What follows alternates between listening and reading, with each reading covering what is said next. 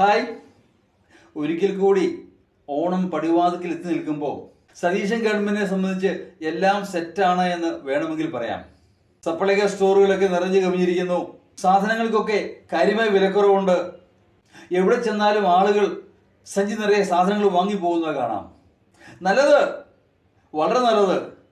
ഒരുപക്ഷെ ഇടതുപക്ഷ ഗവൺമെന്റിന്റെ പതനം ഈ സപ്ലൈകോ സ്റ്റോറിൽ നിന്നാണ് ആരംഭിച്ചതെന്ന് എനിക്ക് പലപ്പോഴും തോന്നിയിട്ടുണ്ട്. കാരണം മാസങ്ങൾ വർഷങ്ങളോളം ആ സ്റ്റോറുകൾ മിക്കവാറും ഒക്കെ കാലിയായിരുന്നു. ഗവൺമെന്റ് പണമില്ല, ഗവൺമെന്റ് ഈ കാശില്ല എന്ന പല്ലവി ഇങ്ങനെ ആവർത്തിച്ചുകൊണ്ടേയിരുന്നു.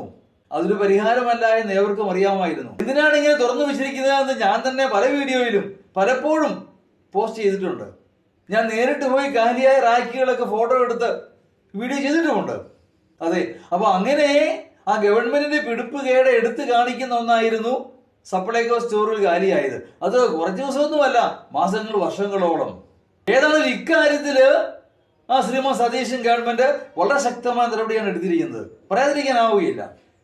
പക്ഷേ നമ്മൾ ഓർക്കേണ്ട കാര്യം ഇതൊന്നുമല്ല. 3 മാസം തികഞ്ഞില്ല, അതിനു മുമ്പ് തന്നെ 22,000 കോടി കടമെടുത്തിരിക്കുന്നു. ഇനി അധികമൊന്നും കടമെടുക്കാനില്ല. ഈ കടമെടുപ്പ് പരിധി അങ്ങ് തീരും വലിയ താമസിയാതെ. അപ്പൊ എങ്ങനെ കാര്യങ്ങളോടും? ഈ കടമെടുത്ത് തന്നെ ഒരു സംസ്ഥാനത്തെ മുമ്പോട്ട് കൊണ്ടുപോകുക എന്ന് പറയുന്നത് ഒരിക്കലും ശാശ്വതമായ പരിഹാരമല്ല.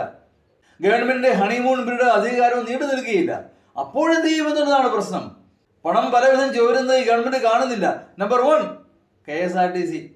ശ്രീമാൻ ഗണേഷ് കുമാർ വളരെ കഷ്ടപ്പെട്ട് വളരെ അധ്വാനിച്ച് ലാഭത്തിലാക്കിയ ആ പ്രസ്ഥാനം ഇപ്പോൾ പൂർണ്ണമായും നഷ്ടത്തിലാണ്. പ്രധാന കാരണം സൗജന്യം തന്നെയാണ്. സൗജന്യം കൊടുത്തുകൊണ്ട് എത്ര കാലം മുമ്പോട്ട് പോകും? ഇത് വണ്ടികൾ പലതും കട്ടപ്പുറത്താണ്. ഈ കുറെ കഴിയുമ്പോൾ എംപ്ലോയീസിന് ശമ്പളമില്ല, അത് പിന്നെ ഇൻസ്റ്റാൾമെന്റ് ആയി. പിന്നെ KSRTC ജീവനക്കാരെന്ന് പറഞ്ഞാൽ ഒരു ലോൺ പോലും എടുക്കാൻ പറ്റാത്ത അവസ്ഥ വരും. അങ്ങനെ ആയിരുന്നു കുറെ കാലങ്ങളോളം.